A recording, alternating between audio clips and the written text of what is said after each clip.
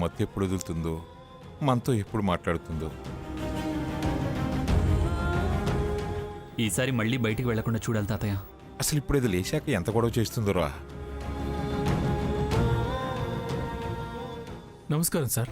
చెప్పండి. నమస్కారం సార్, నిన్న జరిగిన ప్రెస్ మీట్ ఫొటోస్ లీక్ చేయొద్దన్నారు కదా, అందుకే ఫోటోలు వీడియో చిప్ తీసుకొచ్చాను. మళ్ళీ మాలో ఎవరైనా వీటిని లీక్ చేస్తారేమోనని మీకు ఇద్దామని తీసుకొచ్చాను. థ్యాంక్స్ బాబు. ఓకే అండి.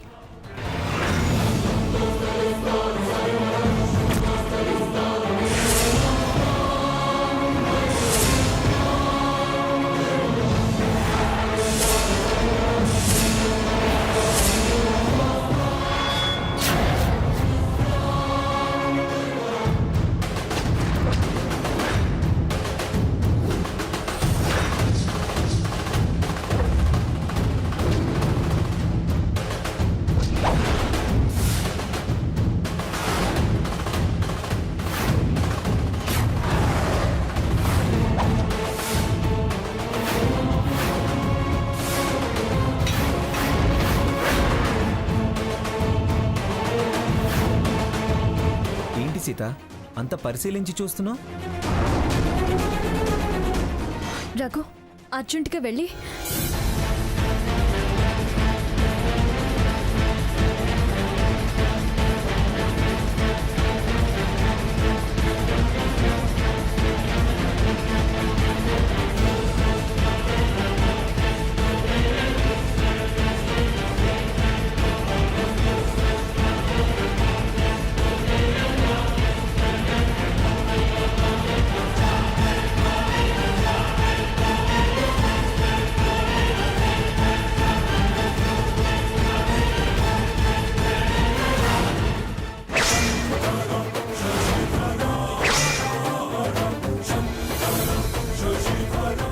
దొరికిపోయింది తాతయ్య గారు. అమ్మమ్మ గారి మార్పుకి కారణం ఏంటో తెలిసిపోయింది.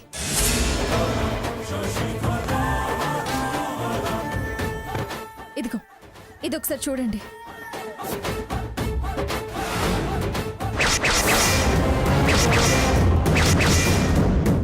అంటే ఆ భాగీరథి తగిలించిన రింగులో ఏదో ప్రభావం ఉందన్నమాట.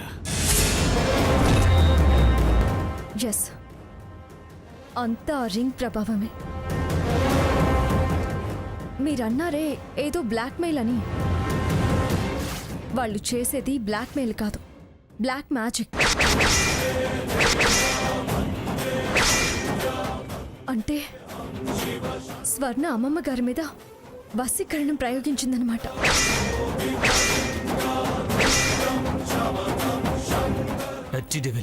ఇంతకు దిగజారిందా? దాని అంతు తెలుస్తా. సాకేత్, తొందరపడద్దు.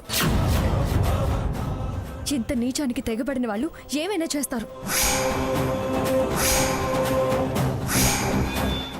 ముందు అమ్మమ్మ గారిని ఆ వశీకరణ నుంచి ఎలాగైనా బయటపడేయాలి.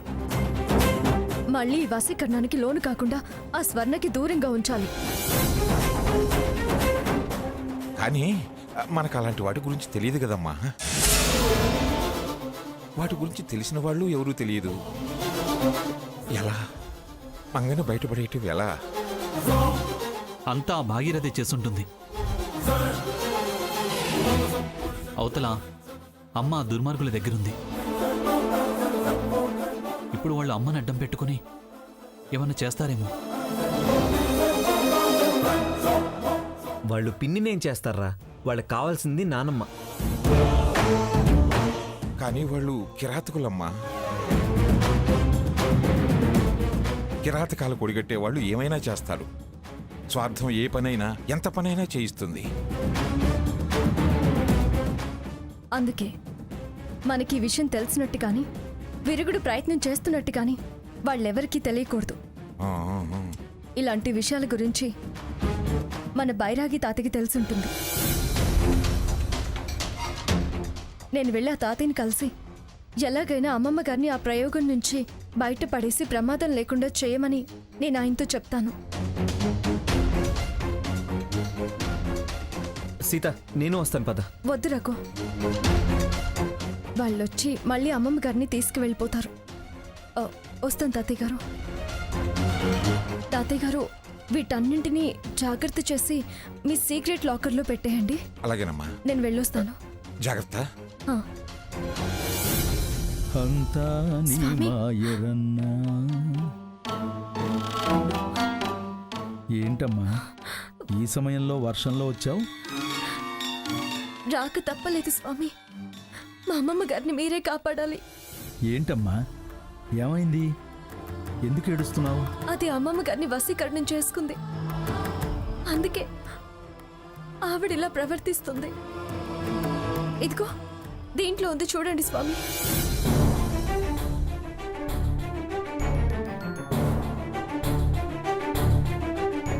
క్షుద్ర విద్యలను ఆశ్రయించారన్నమాట. మీ అమ్మమ్మగారు అస్వస్థతకు గురై ఎన్నాళ్ళయిందమ్మా? సరిగ్గా ఇవాళకి 8 రోజులు స్వామి. కరెక్టేనా అమ్మా? కరెక్టే స్వామి. అయితే మీరు అదృష్టవంతులు. వశీకరణం స్థిరత్వం పొందలేదు. స్వామి, అవునమ్మా, 9 రోజులు వశీకరణం ఉంటే అది స్థిరత్వం పొందుతుంది. ఆవిడ ఆ దినంతో చక్రబంధంలో బంధించబడుతుంది. ఇంకా 18 గంటల సమయం మాత్రమే ఉంది. ఈలోగా నువ్వు ఓ పని చెయ్యాలి. ఎందుకంటే తొలినాడే ప్రయోగం జరిగినప్పుడు పీడకల వచ్చింది నీకే కాబట్టి. ఆత్మబంధం నీకు మీ అమ్మమ్మగారికే ఉంది. ఆ మనిషికి ఇష్టమైన వారే ఇది చెయ్యాలి. చెప్పండి స్వామి. దైవం మంచితనానికే అండగా ఉంటుందమ్మా. లయకారకుడు, గరళకంఠుడు, అభిషేక ప్రియుడు, అతనికి గూఢాభిషేకం చెయ్యాలి. అంటే బెల్లం పానకంతో అభిషేకం చెయ్యాలి. అది రేపు మధ్యాహ్నంలోపు చేసి విభూది ఆవిడ నుదుటన దిద్ది పానకం తాగించాలి. వశీకరణం పొందిన వాళ్ళు మన ఆధీనంలో లేకపోతే అభిషేకం సంపూర్ణం చేసిన ఫలితం దక్కుతుంది. మీ అమ్మమ్మ నీ సొంతం అవుతుంది. అలాగే స్వామి. నేను రేపే వెళ్ళి శివుడికి గూఢాభిషేకం చేస్తాను స్వామి. నువ్వు భక్తి శ్రద్ధలతో శివార్చన చేసి పానకంతో అభిషేకం చేసినంతసేపు నీ భర్త గాని మీ అమ్మమ్మగారి భర్త గాని చంద్రశేఖరాష్టకం అంతే భక్తి శ్రద్ధలతో పఠించాలి. ఎన్ని ఆటంకాలు ఏర్పడ్డా అధిగమించి అష్టక పఠనం జరగాలి, అభిషేకం జరపాలి. అలాగే స్వామి, వెళ్ళొస్తాను. శుభం.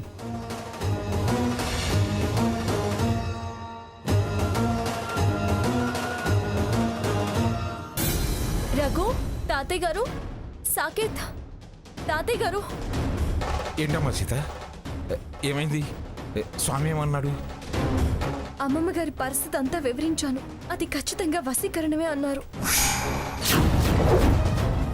మరి నాన్నమ్మను వశీకరణం నుంచి బయటపడేసే మార్గం ఏమైనా చెప్పారా? వశీకరణం స్థిరత్వం పొందలేదు.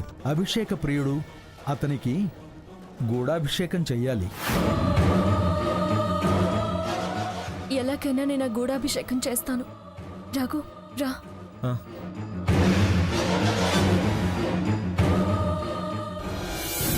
ఎందుకమ్మా పేరు ప్రతిష్టలు ఉన్నోళ్ళు ఇలాంటి పనులు చేసి స్టేషన్ మెట్లెక్కి మీ పరువు తీసుకుంటారు?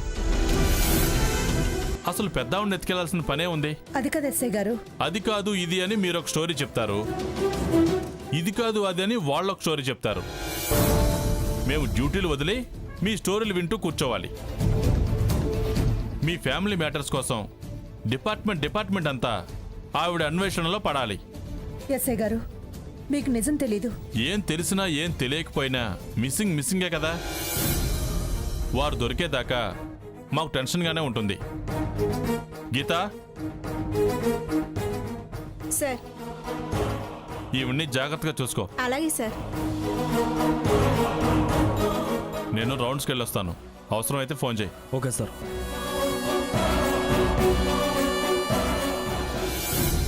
మాయ వేషాలు వేసుకొచ్చి మన కళ్ళల్లో కారం కొట్టి ఎంత బాగా అమ్మమ్మని ఎత్తుకెళ్లారు.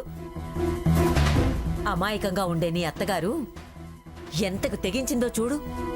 పోలీసులు వచ్చినా నేను చెప్పనందే కాని భయపడి పలానా దగ్గరకు తీసుకువెళ్లారని చెప్పలేదు. ఎందుకు చెప్తుంది? ఆ సీత అలా తయారు చేసింది వాళ్ళందర్నీ. తన నటనతో బాగా అందరినీ వశపరుచుకుంది. ఇంతవరకు వచ్చిన వాళ్ళు అమ్మమ్మని ఇంటికి తీసుకెళ్తారని నేను అనుకోను. ఎక్కడికో తీసుకెళ్లి దాచుంటారు.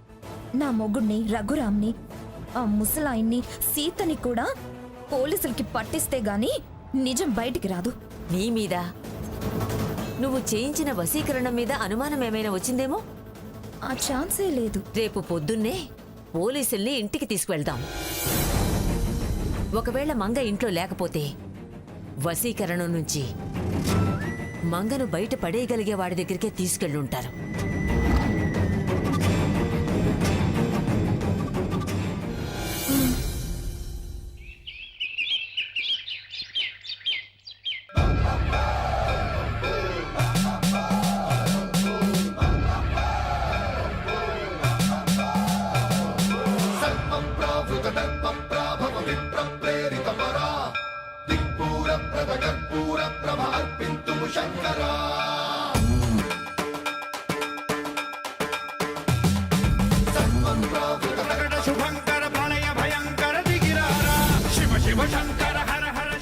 ఈశ్వర, ముక్కంటే నీకు తెలియని నిజం లేదు.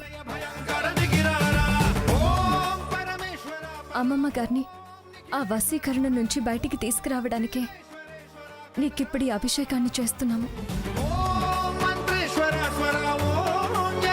మా అమ్మమ్మ గారు మళ్ళీ మామూలు స్థితికి వచ్చేలా చేయి స్వామి. జరిగిన మోసం, దాన్ని చేసిన వాళ్ళ నైజం, నిజమేంటో అందరికీ తెలియాలి. నా నిస్వార్థం, వాళ్ళ స్వార్థం తెలిసి రావాలి. నాన్నమ్మని పూర్వపు నాన్నమ్మలా అయ్యేలా చూడు తండ్రి. మనం వెళ్ళేసరికి ఏ ఆటంకం జరగకుండా శివయ్య అభిషేకాన్ని స్వీకరించాడు అంటే మనల్ని ఆశీర్వదించినట్టే రకం. సీత, నాన్నమ్మ ఖచ్చితంగా మామూలు మనిషి అవుతుంది. అనుగ్రహించింది మహాశివుడు. ఇంక తన ఆశీర్వాదానికి తిరుగుండదు. మనం వెళ్ళేసరికి అమ్మమ్మ గారు మనల్ని నవ్వుతూ పలకరిస్తే చాలు. అంతకన్నా నేను కోరుకునేదేదీ లేదు.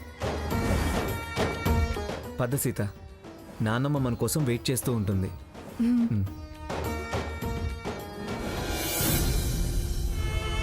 డాక్టర్స్ ఏమో ఏ ప్రాబ్లం లేదు, ఎవ్రీథింగ్ ఈజ్ నార్మల్ అంటున్నారు. మరి ఎందుకు గ్రాని ఇలా ప్రవర్తిస్తోంది? ఏం అర్థం కావడం లేదు. పైగా అందరినీ అసహించుకుంటోంది. ఒక్క స్వర్ణని నమ్ముతోంది. కారణం ఏమై ఉంటుంది? అసలు సమస్య ప్రశ్నార్థకంగా ఉంది. రండి రండి ఎస్ఐ గారు, రండి. అమ్మమ్మ, అమ్మమ్మ, అమ్మమ్మ, అమ్మమ్మ, అమ్మ, అమ్మమ్మ, నిన్నిక్కడికి తీసుకొచ్చారా? అమ్మమ్మ, అమ్మమ్మ, అమ్మమ్మ, అమ్మమ్మ, ఎస్ఐ గారు రండి. మా అమ్మమ్మ ఇక్కడుంది. సరే, మీరు రండి.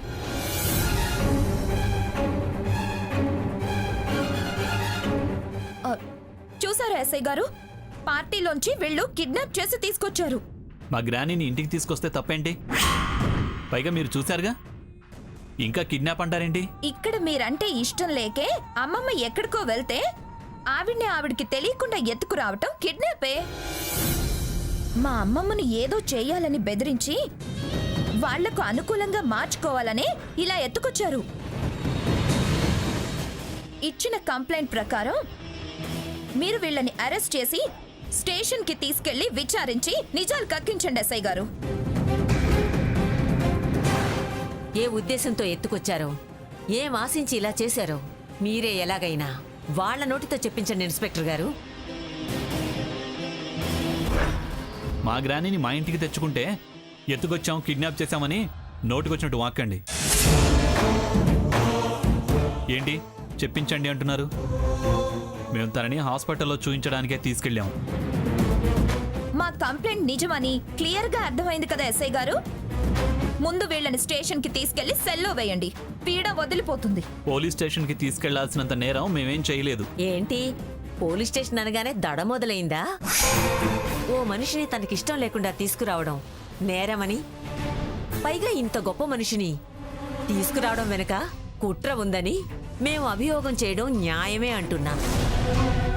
నీకు హ, ఈ మాత్రం కూడా తెలియకపోవడం చాలా ఆశ్చర్యంగా ఉంది. చూడు, గ్రాని మీకు అనుకూలంగా ఉంది కదా అని మా మీద నిందలు వేయొద్దు. మీకు అనుకూలంగా ఉన్నప్పుడు తమరు వీరంగం చెయ్యొచ్చే. హాస్పిటల్లో ఉన్న దాన్ని విడాకుల మీద సంతకం చేయమని నన్ను బెదిరించొచ్చే. స్వర్ణ, చూడండి ఎస్ఐ గారు, మనిషి దొరికింది, దొంగ దొరికాడు. ఇక వేరే విచారణ అవసరం లేదు. ముందు ఇతన్ని స్టేషన్కి తీసుకెళ్ళండి. మేము రాం. ఎలా తీసుకెళ్తారో నేను చూస్తా. చూడండి, డ్యూటీలో ఉన్న పోలీస్ ఆఫీసర్కి సహకరించాల్సిన అవసరం ఉంది. లేకపోతే అది నేరం అవుతుందని నేను మీకు చెప్పాల్సిన అవసరం లేదు. దయచేసి రండి. మా తాతయ్య రాగానే తీసుకుని వస్తాను. మీరు వెళ్ళండి. మేడం గారు కూడా స్టేషన్కి వచ్చి కంప్లైంట్ ఇవ్వాల్సి ఉంటుంది. అలాగే తీసుకొస్తాం, మీరు వెళ్ళండి. ఓకే. అమ్మమ్మ, అమ్మమ్మ.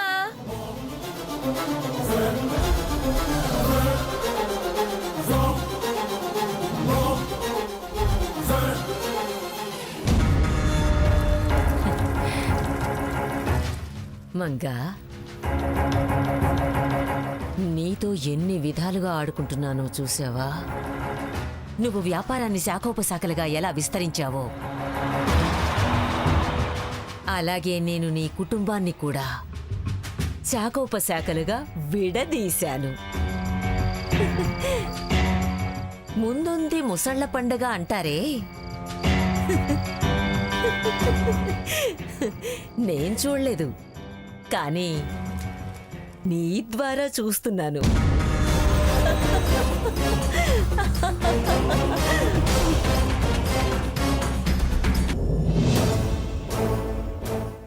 నమస్కారం ఎస్ఐ గారు. నమస్తే మేడం. కంప్లైంట్ ఇవ్వడానికి వచ్చాం. దీని మీద సైన్ చేయండి.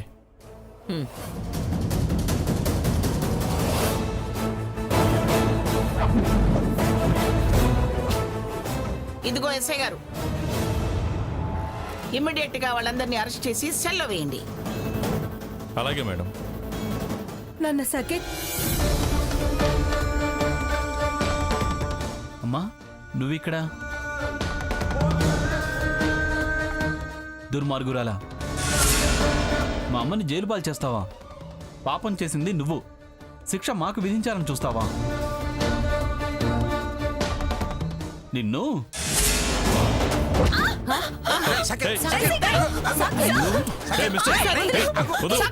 వదులు.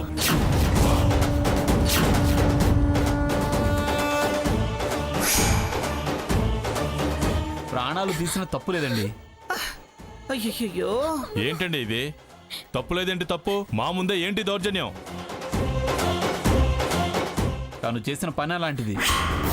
చూసారా చూసారా ఎస్ఐ గారు, అతని అహంకారం. గతంలో కూడా ఇతను ఇలాగే ప్రవర్తిస్తే గృహహింస చట్టం కింద కంప్లైంట్ కూడా ఇచ్చాను. పలుకుబడి ఉపయోగించి తెలివిగా తప్పుకున్నాడు. ఇప్పుడు ఏకంగా హత్య చేయాలని ప్రయత్నించాడు. మీరే దానికి సాక్ష్యం. హత్య ప్రయత్నం కింద కేసు నమోదు చేసి జీవితాంతం జైలు కూడా తినేలా చేయండి.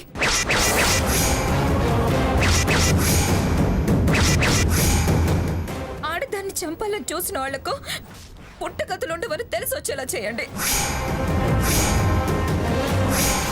అవునండి, మీ ముందే ఎలా ప్రవర్తించాడో చూడండి. ఇలాంటి వాళ్ళని అస్సలు వదలొద్దు. వీళ్ళన్నట్టు వీణ్ణి జైల్లో వేస్తే కానీ రోగం కుదరదు.